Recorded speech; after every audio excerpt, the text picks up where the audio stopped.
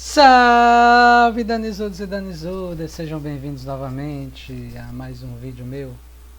Para você que chegou aqui de paraquedas, considere se inscrever no meu canal, ative as notificações que vídeos como esse se tornarão frequentes.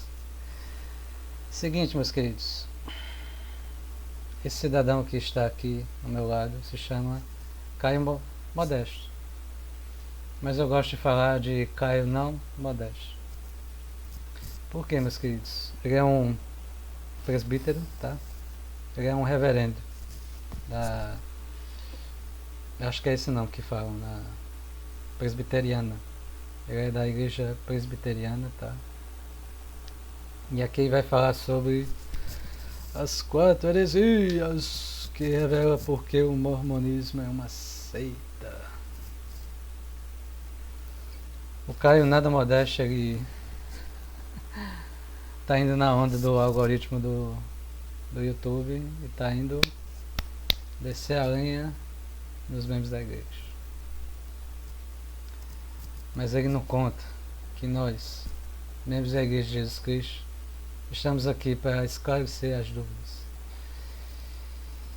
Alguns devem estar se perguntando, mas quem é esse Caio Modesto? Por que ele tem tanta raiva? Que não sei o quê. Vamos lá, Caio Modesto eu também não conheço muito, até porque eu sou novo aqui na questão de criar conteúdo, mas Caio Modesto ele já faz isso há algum tempo. Ele é, como eu já falei, ele é ministro, ou melhor, reverendo da igreja presbiteriana. O que é que tem de mais? Joseph, depois que ele recebeu a primeira visão, ele aprendeu por ele mesmo que o presbiterianismo não era verdadeiro. Por isso nosso querido Caio nada modesto, ele dá soinha. Mas vamos ver o que ele fala aqui sobre a igreja, tá? E vamos tentar reagir. Sem mais delongas, bora pro que interessa. Essa carinha aqui... Não frequente a igreja dos santos dos últimos dias. Ou... Olha só. Não frequente, tá? Você mesmo, não frequente. Vá na onda aqui do Caio nada modesto. Já começou errado, meu querido. Tessalonicenses fala que nós devemos examinar tudo a respeito do que é bom. A gente tem que tirar as conclusões por nós mesmos. E claro, se houver alguma dúvida, como fala, perguntar a Deus. Mas vamos lá. Ou conhecida como a Igreja Mormon. Tem muitas heresias e eu vou explicar neste vídeo. Heresias, vamos lá. Eita, baixou o tempo. Para os membros aí, MH, um abraço aí, todo mundo tá em casa aberta. Você que mora aí na região de BH tá convidadíssimo para participar da casa aberta que tá tendo aí. Todos são bem-vindos para conhecer o mais novo templo de Igreja de Jesus Cristo. Vamos lá. Eita, mostrar as figurinhas aqui de Jesus.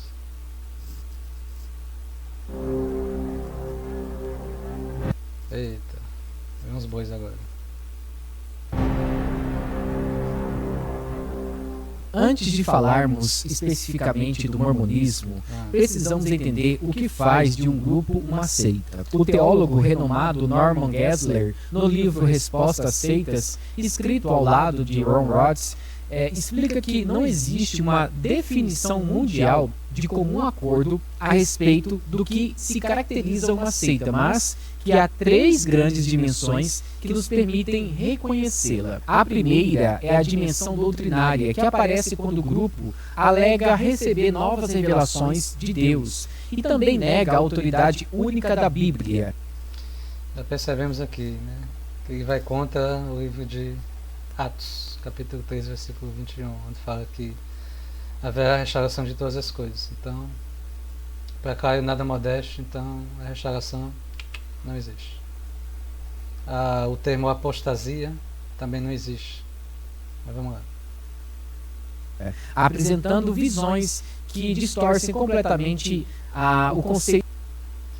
E quem ignora que pessoas podem receber visões, como relata no livro de Joel, capítulo 2. Tá indo bem, Carinada Modeste. Continuemos. Espírito de Pai, Filho e também sobre o Espírito Santo, além de rejeitar a salvação pela graça.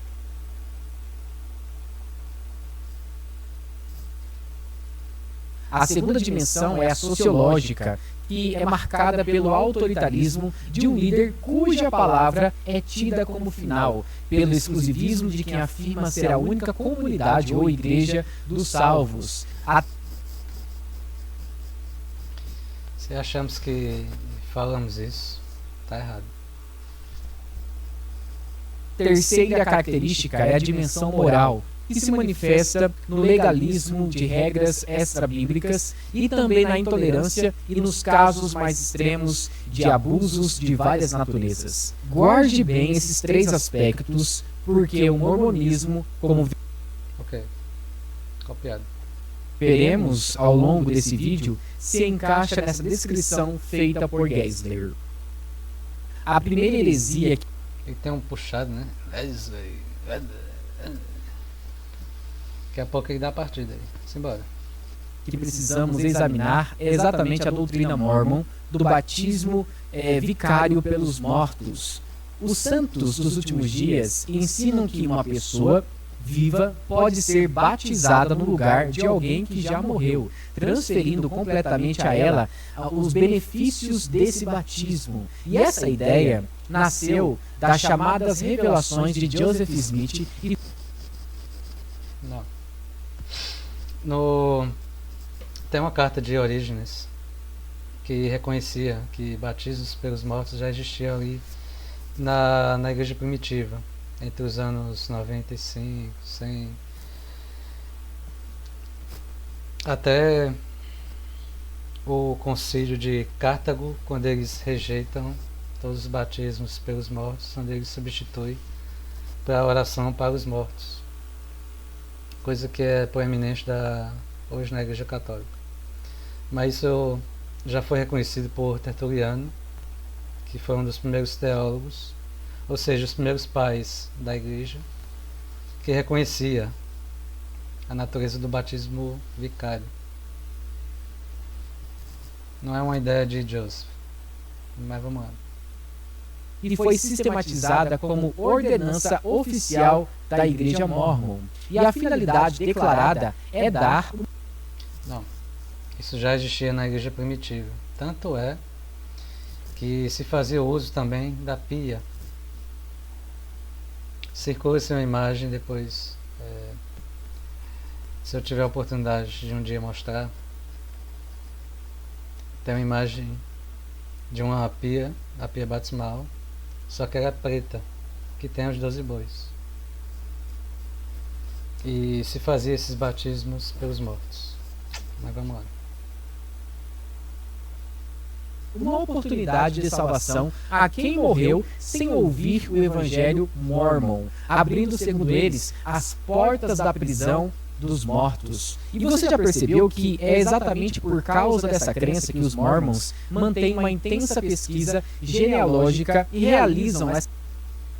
Isso cumpre a escritura no finalzinho de Malaquias, que o coração dos filhos se nasce aos pais e dos pais aos filhos, a fim de que a terra não seja destruída. Está no 4º livro de Malaquias, entre os versículos 5 e 6 ali. Essas cerimônias dentro dos seus templos, onde os vivos cumprem o que chamamos de trabalho vicário pelos seus mortos e se apresentam nas palavras deles como salvadores no Monte Sião. E para sustentar essa... Eu gosto dessas puxadas que ele dá aqui. Sião. Simbora. prática que é antibíblica, os Mormons recorrem... Quando for se referir a gente, Caio, por favor, pode usar membros santos dos últimos dias ou santos dos últimos dias. Os Mormons. Eu não sou mormon, eu sou um santo dos últimos dias. Quase exclusivamente ao único versículo da Bíblia, retirado de uma passagem em que Paulo está tratando de um outro assunto. O texto está em Coríntios capítulo 15, versículo 29, onde o apóstolo escreve: De outra maneira, que farão os que se batizam pelos mortos, se absolutamente os mortos não ressuscitam? Então, a partir dessa única frase, os santos dos últimos dias constroem toda uma doutrina de salvação após a morte. Todo texto bíblico tem o seu contexto, e texto fora de contexto é pretexto para heresia. Exatamente, Caio. E é justamente o que você não mostra. Capítulo 15 vai falar muito sobre a ressurreição. E havia um grupo entre os coríntios que eram sucessores ali dos saduceus. Como lembramos aqui, os saduceus não acreditavam na ressurreição. Mas como alguns deles se converteram, a igreja de Corinto estava tendo um problema. Qual era o problema? Eles não estavam acreditando na ressurreição. Mas aí Paulo questiona, por que eles estão fazendo isso se eles não acreditam na ressurreição? Sem nenhum apoio no restante da Bíblia, não podemos sistematizar um tipo de doutrina. Podemos sim, é só levarmos no contexto. Se pegarmos o livro inteiro, o capítulo 15, nós vamos entender o que ele está falando ali. Ele está falando sobre a ressurreição. Na forma que se dá a ressurreição, como que se procede, tal. E nisso ele vai colocar na ordenança em si. Mas vamos lá. E se você ler esse capítulo com atenção, você verá que a ênfase de Paulo não está no batismo, mas na ressurreição dos mortos. Exatamente. Se é pela ressurreição, havia aqueles que não receberam nenhuma mensagem. Como é que fica a situação deles? Em Efésios fala que há uma só fé, um só Senhor e um só batismo. Se uma pessoa não recebe o batismo, como ela fica? O capítulo 15 inteiro é a grande defesa paulina da ressurreição de Cristo e da nossa. Mas agora repare em um detalhe que é importante, que desmonta a interpretação mormon. Paulo se exclui dessa prática. Nessa passagem, Paulo está falando que vocês... Ele se exclui por quê? Ele está falando para os saduceus que não acreditavam na ressurreição. Exatamente não é o caso de Paulo. Paulo sim acreditava na ressurreição e claro, se ele acreditava, subentende-se o que ele fazia. Ele não compactuava com o grupo que não acreditava na ressurreição, mas que todavia fazia o batismo vicário. Batismo pelos mortos. Paulo não está incluindo naquela prática como se fosse algo comum entre os cristãos. Paulo não inclui justamente a prática de não acreditar na ressurreição. Ele questiona, poxa, vocês estão fazendo isso? Mas por que? Se vocês acreditam que não há ressurreição. É simples. Daquela época. E perceba que ele está usando a terceira pessoa. Justamente. Ele está se referindo a um grupo em particular que não acreditava na ressurreição. Então perceba que quando Paulo, nas suas cartas, ele dá algum conselho, quando ele fala sobre algum tópico, é porque estava ocorrendo algum problema.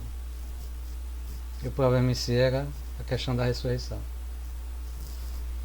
Tanto que ele falou concernente à ressurreição, tal. É porque já houve uma coisa que foi requerida a ele. Entende? Então o objetivo das cartas paulinas era corrigir alguma dúvida, alguma dissensão que estava tendo ali no corpo da igreja. Prossigamos. Paulo está argumentando contra quem negava a ressurreição. Exatamente. Você estava argumentando contra alguém que não acreditava na ressurreição.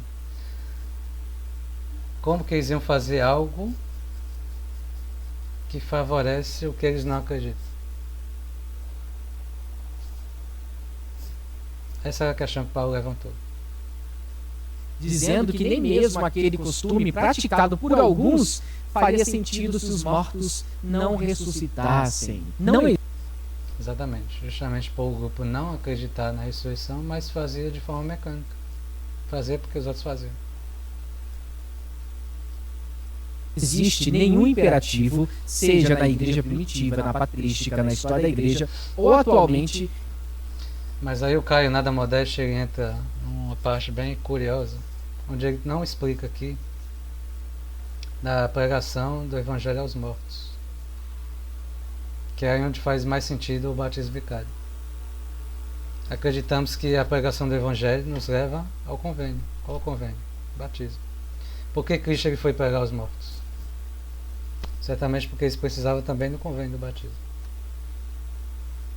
De igrejas que são sérias, que realmente seguem a ideia do batismo pelos mortos. É uma doutrina totalmente mórmon. Não é totalmente mórmon. Até porque os primeiros pais da igreja já defendiam. Tertuliano foi um dos que defenderam. Então não é uma prática exclusiva da igreja. A Bíblia não ensina sobre uma segunda oportunidade além da sepultura. Não é questão de uma segunda oportunidade. É questão de não ter oportunidade e não recebê-la. Se assim fosse, Cristo não pregaria o Evangelho aos mortos. Por quê? Porque já tiveram a oportunidade de vida, né? Qual seria a razão de receber pós-morte? Nenhuma. Então Cristo foi lá fazer o quê? O escritor aos Hebreus diz no capítulo 9, versículo 27, que aos homens está ordenado morrerem uma só vez. Correto. Corretíssimo, seu Caio Nada Modesto. E exatamente por isso nós fazemos de forma vicária. Nós fazemos em lugar e a favor. Não estamos trazendo de volta a pessoa, nós estamos fazendo em lugar e favor daquela pessoa. Vindo depois o quê? O juízo. Não há nenhuma passagem bíblica sobre o período de provação entre a morte e o julgamento.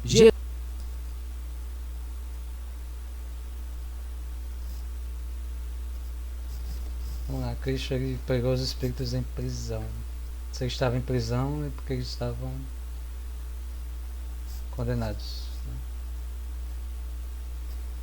Parabéns, seu Caio. Então, na sua posição, poderíamos dizer aqui que quem morreu antes de conhecer o Evangelho vai direto para o inferno. Vamos lá. Jesus disse na história do rico e de Lázaro que ali havia um abismo que não dava para passar. Muito bem, havia o abismo, mas Cristo é a ponte. Eu sou a ressurreição.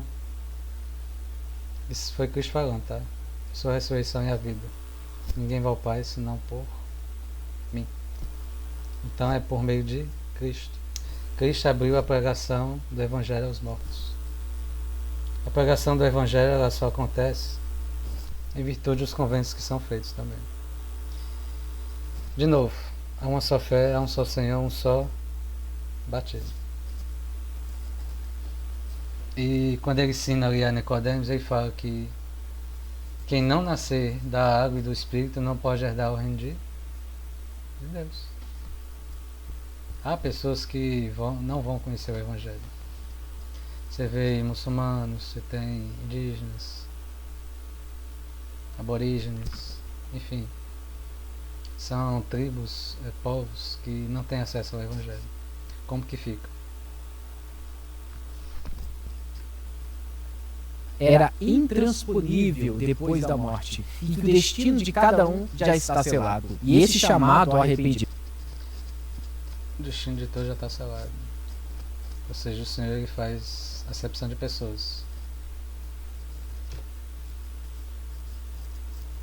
É difícil, é problemático isso aí, mas prossigamos. É hoje, enquanto existe fôlego, e nunca uma promessa de que alguém possa ser batizado em nosso. Até porque esse é o cara nada modesto. Vai haver o milênio, né? E todo mundo vai ficar vendo navios, né? Vamos fazer o que no milênio? Lugar quando já não estivermos mais neste mundo. Agora vamos falar sobre a doutrina da pluralidade dos deuses que acontece no movimento mórmon. O mormonismo, em sua doutrina, não é monoteísta, e sim politeísta.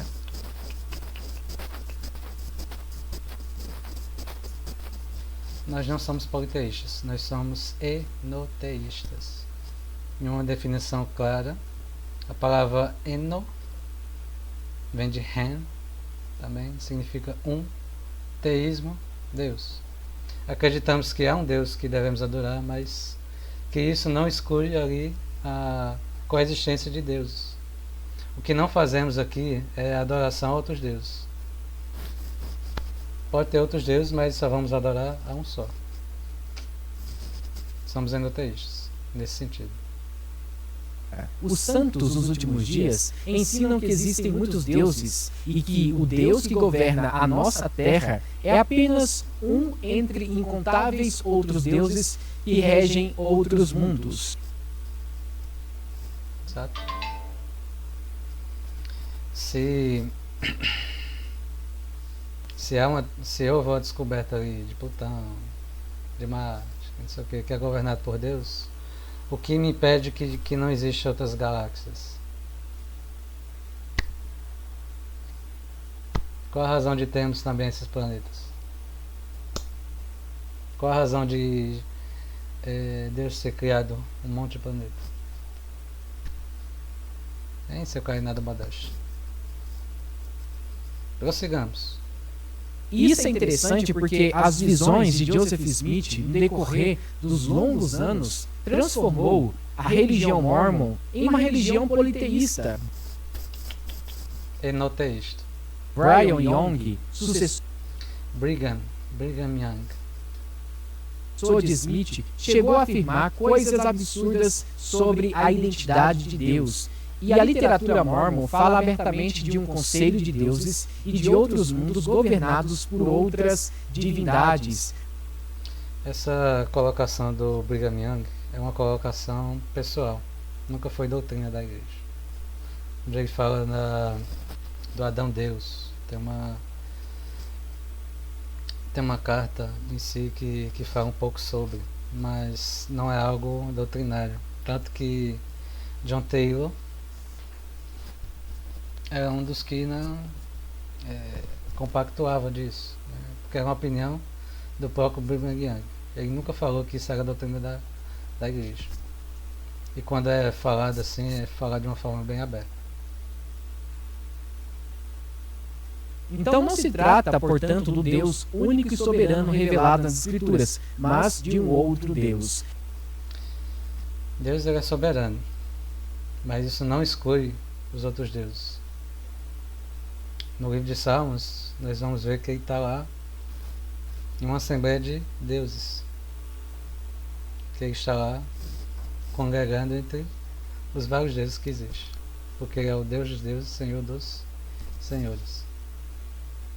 E essa crença está ligada a outra mais perigosa, que é o ensino de que os próprios homens podem se tornar deuses.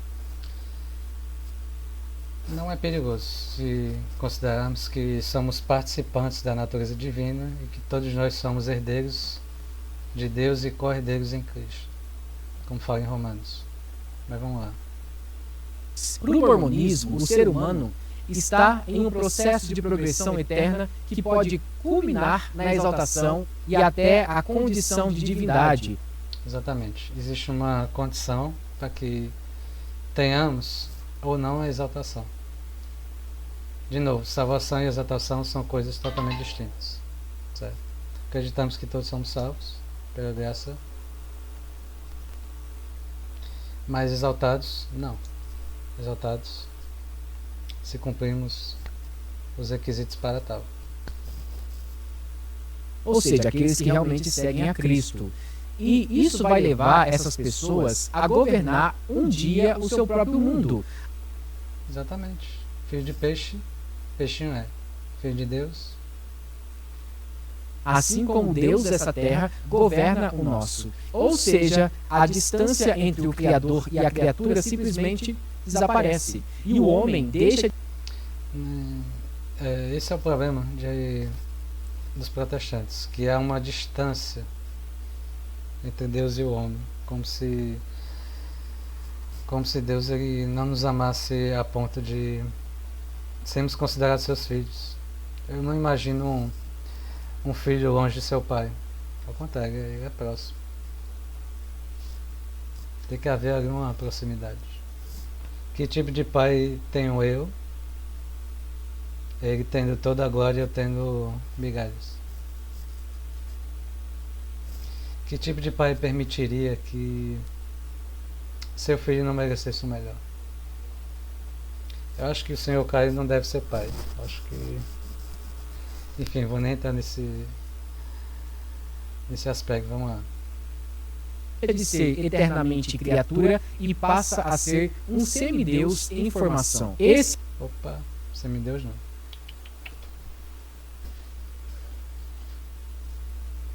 Deus.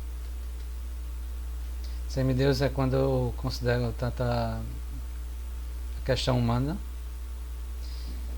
que se vamos ser glorificados, exaltados, a condição humana ela passa a não existir, certo?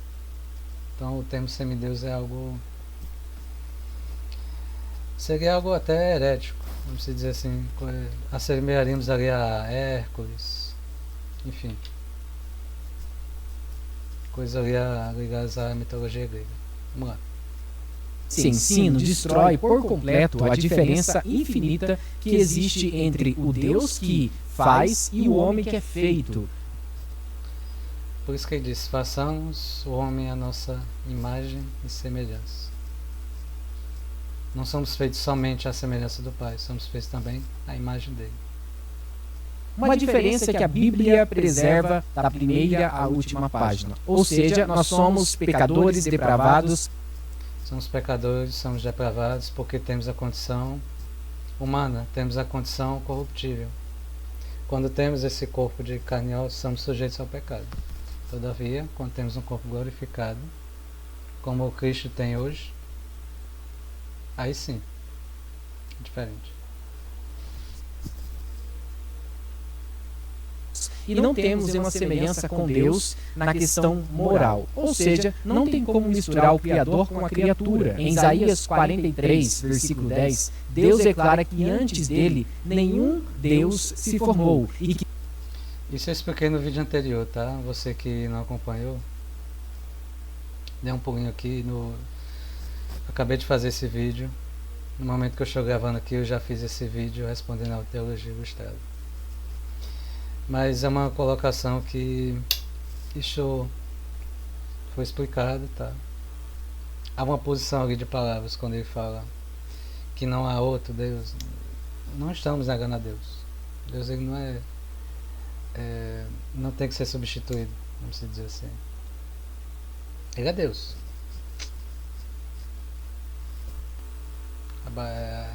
Acima dele não há outro. Entende?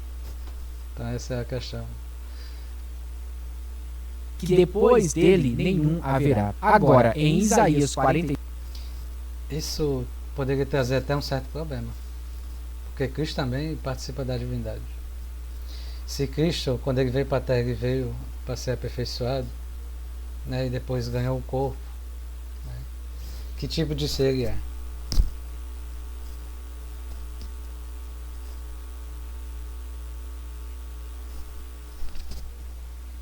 Versículo 5, ele repete com toda a força: eu sou o Senhor e não há outro. Exato. Já mostrando claramente que devemos adorar somente a Ele e a mais ninguém. Todavia, isso não vai excluir a coexistência de deuses. Não significa que vamos adorar eles, mas é uma condição que o Senhor, por herança, por sermos participantes de sua natureza divina, como declara em 2 Pedro, é que podemos ter o potencial de se tornarmos deuses. Fora de mim não há outro Deus. Se você não estudar teologia, você vai acabar caindo nesse tipo de... Exatamente. É por isso, seu Caio Modesto, você está falando com um. Isso aqui, ó.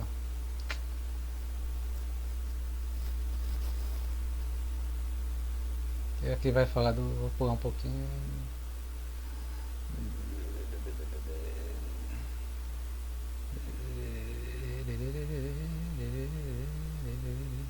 Tá. Afirmações categóricas ditas pelo próprio Deus. Exatamente. Deus é único para a adoração. Não adoramos outros deuses, a não ser Deus. Tanto é que é o primeiro mandamento que existe lá: amarás o Senhor teu Deus de todo o teu coração. Eu sou o Senhor teu Deus. Que sepultam de uma vez por todas a ideia de uma pluralidade de divindades. Agora perceba que o monoteísmo não é uma doutrina periférica que aparece aqui ou ali, mas é o coração da fé revelada pelo próprio Deus. Ou seja, na verdade, isso foi estabelecido em concílios. Isso foi principalmente constituído no credo niceniano, no concílio de Niceia, onde coloca Deus ali, somente só ele como Deus, e coloca Cristo abaixo do Pai. Isso é um problema até para os da fé protestante. Uns vão dizer que é Deus, outros vão dizer que não é, que não sei o que. Enfim, vai vir uma bagunça. Seguinte. Ou seja, temos somente um Deus e não vários deuses.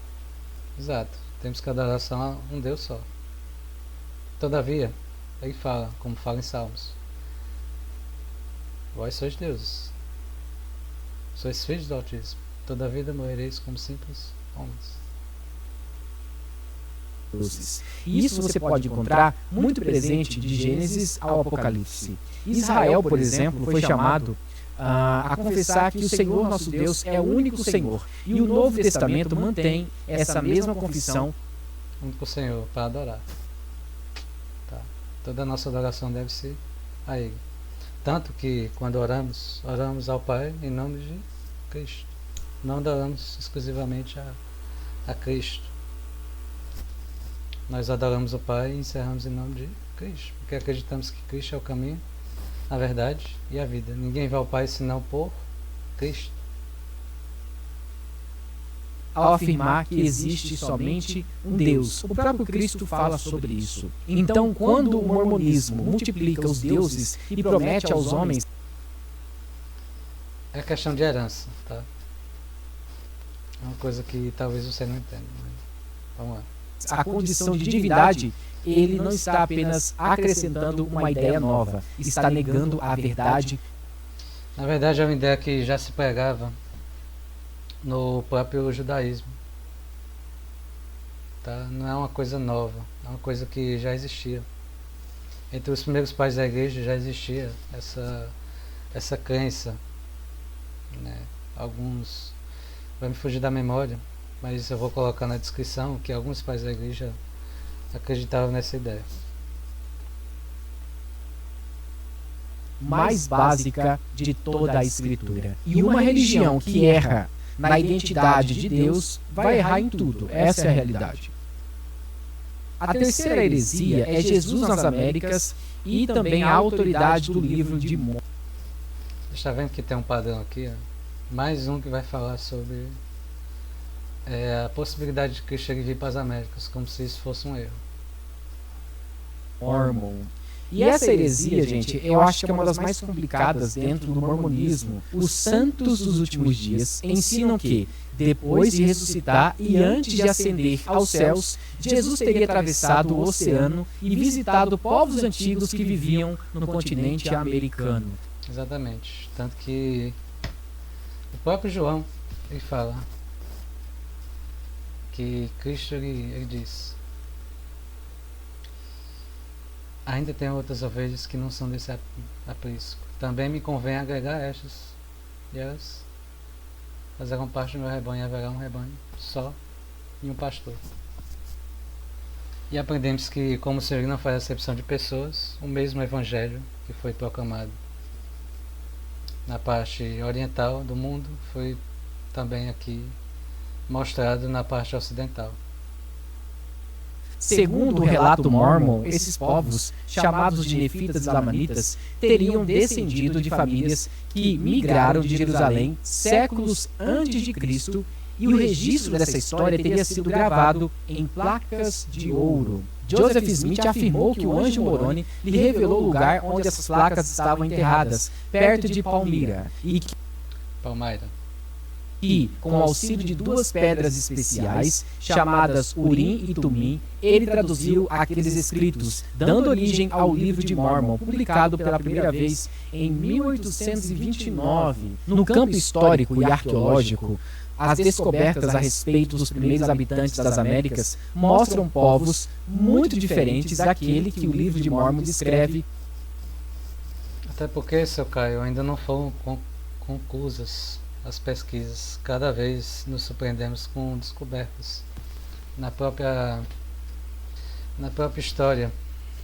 Na parte ali de Israel, Jerusalém, Egito, estão tendo novas descobertas, né? E tudo que já foi falado aqui nas nações pré-colombianas é que apenas 20% de 100 foram descobertas. Então você tem aí 80% para você levantar suas teorias. Seja nos costumes, nos nomes, nas línguas ou nos animais e também nos metais. Deve-se levar em conta que toda a nação nefita e lamanida foi exterminada. Eles tiveram diversas guerras, tanto que só sobrou Moroni. Moroni foi o último que escreveu ali no livro de Mórmon, tá? E ele já havia herdado do pai, que juntou 1000 anos de história e compilou tudo em placas. Então você imagina pegar 1000 anos de história e compilar tudo em placas. Deve-se levar em conta que, como havia muita guerra, muita dissensão, alguns vestígios foram se perdendo. E isso é natural. Muitas coisas na Bíblia, infelizmente, foram perdidas. Mas isso nenhum protestante vai falar. Vai dizer que a Bíblia é completa, que não sei o que, lá. Mas há relatos de escrituras que são citadas na Bíblia e que você vê em lugar nenhum. Você vai ver onde? Onde é que você encontra o livro dos convênios? O livro dos Atos de Salomão? Né, eu tenho até uma colinha aqui, ó, na Bíblia. Eu servi como missionário.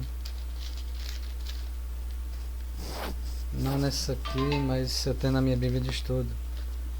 Isso aqui. Mas eu tenho uma colinha, né? Escritura Perdida de Judas. É uma epístola que Paulo escreveu aos Coríntios, possivelmente a terceira carta aos Coríntios.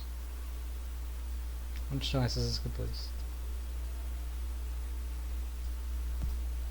Mencionados ali. Não há nenhuma evidência externa das grandes civilizações que o livro retrata. O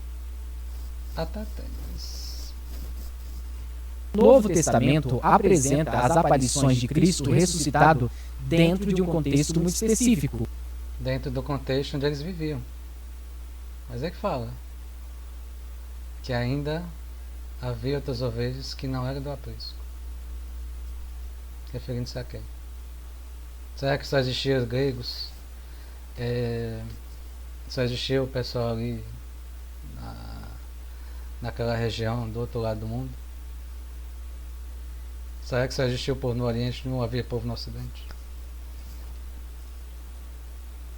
Em um período de 40 dias em Jerusalém e na Galileia, diante de testemunhas que eram concretas e nomeadas. Lucas registra no livro de Atos que Jesus se mostrou vivo com muitas provas infalíveis, sendo visto por seus discípulos durante esses 40 dias, ao fim dos quais foi elevado ao céu diante deles. Não há em nenhum lugar da Escritura algum espaço para uma viagem oculta de Cristo.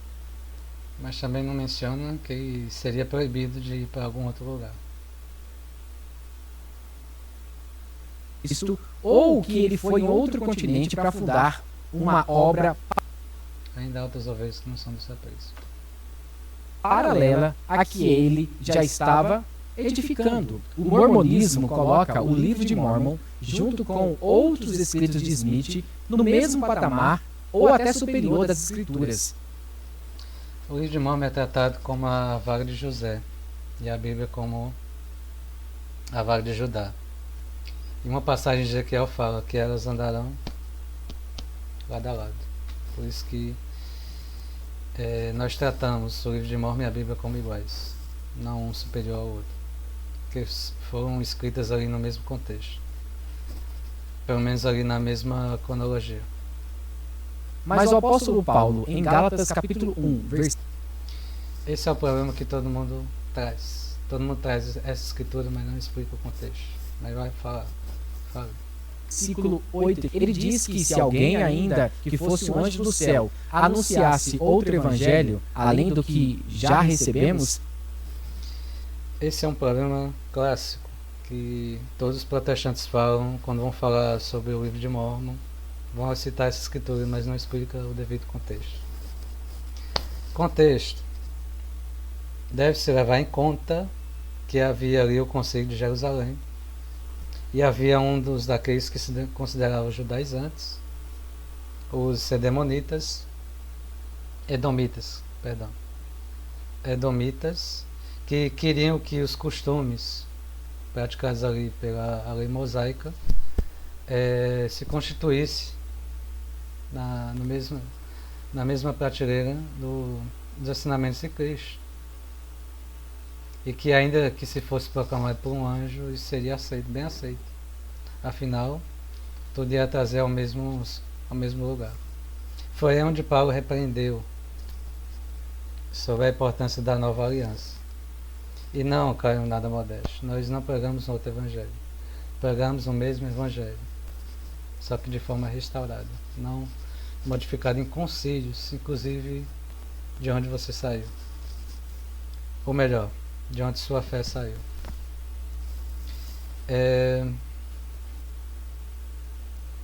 Outra coisa que se deve levar em conta é que o Novo Testamento aí não está em ordem cronológica.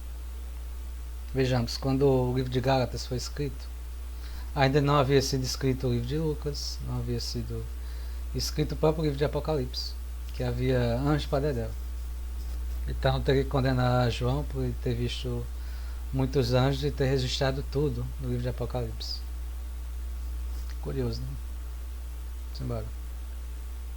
Seja anátema. E o próprio Deus nos deu um critério para julgar um profeta em Deuteronômio capítulo 18, que se aquilo que anunciar não se cumpre, ele falou por presunção e não devemos temê-lo. Exatamente, tudo que foi falado, tudo que foi profetizado por Joseph se cumpriu. Então sim, Cristo ele também fala de alcatararmos sobre os falsos profetas, mas pelos seus frutos podemos conhecê-los. E cremos sim que o livro de Mórmon ele é um fruto. Ele só mostra que Joseph ele foi um profeta de Deus. Joseph Smith fez profecias que simplesmente não se cumpriram. Quais? A ponto de afirmar que havia habitantes na Lua. Essa afirmação não é dele. Essa afirmação vem de um periódico.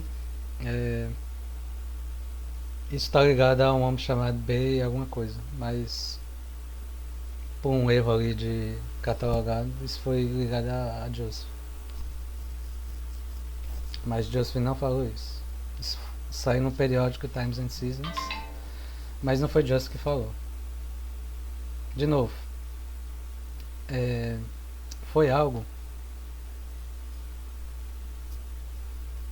suposto, não algo doutrinário. É algo, uma possibilidade. Claro, como toda possibilidade, existe tese, antítese, até que se considera ali de fato como doutrina. E não, nós não acreditamos que há habitantes na Lua, como o Caio Nada Modesto fala. É por esse critério bíblico que nós já falamos aqui em Deuteronômio, o livro que ele entregou não pode ter a autoridade que os Mormons lhe atribuem. Vem cá. Acredito que você não deve ter lido, você também não deve ter perguntado, não deve ter orado. Fica até difícil falar isso, mas vamos lá. Ou seja, Joseph Smith é um falso profeta. Tá, se for falso profeta, então tudo que está no livro seria falso também. Isso, se for falso, nós teríamos repulsa por aquele livro, e esse livro não aproximaria de Cristo, aproximaria de outro ser a não ser Cristo. Não é isso que procede. O que mais se fala no livro de Mórmon é sobre Cristo. Não se fala em mais ninguém. Faça o teste. E por último, temos a crença de que Deus foi um homem que evoluiu até se tornar Deus. Isso também já foi muito bem explicado, mas vamos ver o que ele fala. Essa quarta heresia talvez seja a raiz de todas as outras, porque atinge diretamente a natureza de Deus. Líderes históricos do mormonismo ensinaram abertamente que Deus nem sempre foi Deus. Joseph Smith afirmou em um discurso muito conhecido, inclusive entre os mormons, que Deus mesmo já foi um homem como nós somos agora e que se tornou um Deus glorificado. Exato. Se cremos que Cristo ele foi aperfeiçoado e ele tem a imagem expressa do Pai, que tipo de aparência ele tem? Se Cristo ele morreu, ressuscitou, tem o corpo glorificado, apareceu ali para os apóstolos, pediu para que eles apalpassem e vejam que não era um espírito, mas sim um homem ressurreto, que tipo de corpo Deus teria? Lorenzo Snow, que veio a ser presidente da igreja, resumiu essa ideia numa frase que ficou famosa entre os mormons: como o homem é, Deus já foi, e como Deus é, o homem pode tornar-se. Veja só como ele coloca: o homem pode tornar. Ele não fala o homem vai tornar. Ele pode, existe a possibilidade. Não significa que todos os homens poderão ser Deus. Existe a possibilidade. Certo? O homem vai estar. Não. Existe a possibilidade. Requer critérios. A própria literatura mormon ensina que o Pai possui um corpo de carne e ossos. Se Cristo é a imagem expressa do Pai e ele tem um corpo de carne e ossos, que tipo de corpo Deus tem? Se eu digo que Deus é espírito, eu estou dizendo que ele não tem poder sobre todas as coisas. Então ele não tem um poder para ter um corpo. Eu estaria aí gerando uma contradição. Se ele é o Todo-Poderoso, então ele pode ter o corpo que ele quiser, ele não pode ser só espírito. Se eu tenho Cristo com um corpo de carne e osso, e Deus é espírito, então seria o Filho maior que o Pai?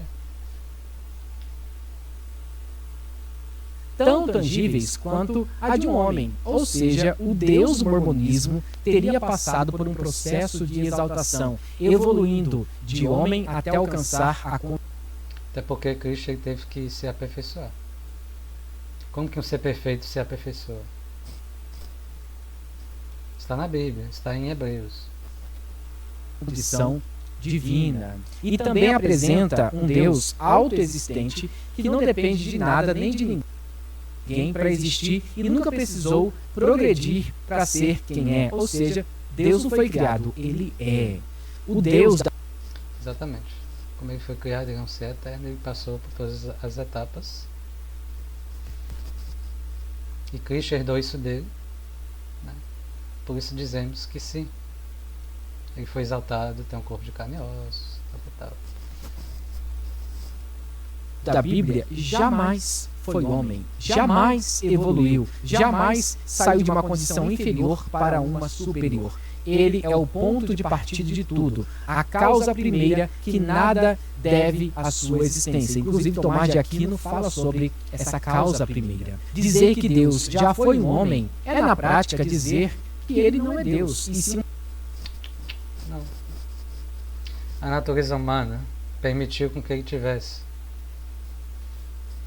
dor, que ele pudesse descansar. Afinal, como ele criou a terra, como é que ele poderia descansar? Essa é uma coisa curiosa. Quando pegamos Gênesis, lemos e dizemos: se Deus descansou no sétimo dia. Mas como? Com que corpo? Uma criatura que chegou ao topo de uma escada. Essa é a verdade. Parece que é um Deus que estava progredindo. A própria Escritura responde esse erro gravíssimo dos mormons. No Salmo 90, versículo 2, a gente vê ali que antes que os montes nascessem e Deus formasse a lua, de eternidade a eternidade, Ele é Deus. Justamente. Antes de todas as criações, Ele foi o Pai. Que ele que criou. Ou seja, não houve um tempo em que ele não fosse Deus. Em Malaquias 3, versículo 6, Deus declara que eu sou o Senhor e eu não mudo. Se Deus um dia foi homem e evoluiu até a divindade, então o Deus que adoramos não é eterno. Ele não muda, mas ele evolui. É diferente. Cristo, ele também não muda, mas ele evoluiu. Como é que você explica? Então eu estaria afirmando também que Cristo ele mudou. Mudou ou não mudou? Será a imagem expressa do Pai? Como é que ele fez? Não é imutável e não é o fundamento último da realidade, mas apenas mais um elo numa cadeia infinita de deuses que vieram antes dele. Isso esvazia por completo a nossa adoração ao próprio Cristo, que Cristo é 100% homem. Justamente, por isso que adoramos ao Pai, não ao Filho. O Pai, por ser o Pai de nossos espíritos, adoramos a Ele, não exclusivamente a Cristo. E 100% Deus, porque nós já não estamos, neste caso, diante do Senhor soberano do céu e da terra, e sim diante de uma criatura que foi promovida ou progrediu na sua fase de divindade. Aí nós entramos em contradição, porque aí o livro de João vai dizer, no princípio o verbo estava com Deus, o verbo era Deus. Quem era o verbo? Jesus. E como fala em Colossenses, como fala em Hebreus, ele se constitui como herdeiro. Herdeiro. Para ser herdeiro ele tem que se qualificar na posição que o pai tem. Então eu estaria até excluindo o papel de Cristo no milênio, o papel de Cristo na segunda vinda, que ele vai reinar, enfim. O Deus que a Bíblia revela não compartilha a sua glória com ninguém. Opa! Segundo Pedro, capítulo 1, versículo 4, ele diz que nós, como filhos dele, nós somos participantes na sua natureza divina. Então sim, compartilha. Isso não sou eu que estou dizendo, está na Bíblia. Tá? Justamente porque ele é único, eterno e imutável. Por fim, o mormonismo ensina um Deus que... Ele é único em adoração. A Bíblia ensina que devemos adorar somente a Ele. Mas isso não exclui os outros que estão ali por volta. Progrediu e troca o Criador infinito por um ídolo finito. E nisso se afasta de modo irreparável da fé revelada nas Escrituras. Lembre-se que o mormonismo não tem somente a Bíblia como regra de fé e prática. Tem também os escritos de Joseph Smith e as suas visões. Nem tudo. Até porque algumas coisas foram opiniões. Eu teria também que compactuar com os discursos de Brigham Young. Mas não. Muitos desses discursos são apenas posições não oficiais, mas que foram ditas. Lamentável. Sabe o que é lamentável, cara? É espalhar, promover dissensão da fé, não respeitar a fé dos outros. Isso é lamentável. Então esse foi o nosso vídeo. Eu espero que você tenha... Esse também foi meu vídeo reagindo. Se você gostou, curtiu, compartilhe com seus amigos. E vamos pra cima, gente. Sou grato por fazer esse trabalho. Sou grato por conhecer o Evangelho, né? E evitar que tipos de ser como esse aqui traga apenas desinformação, né?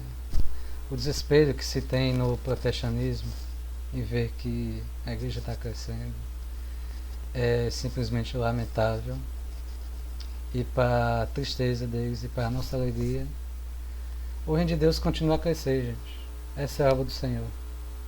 Quanto mais batem, é que nem bolo, quanto mais bate, mais cresce. Forte abraço, até mais.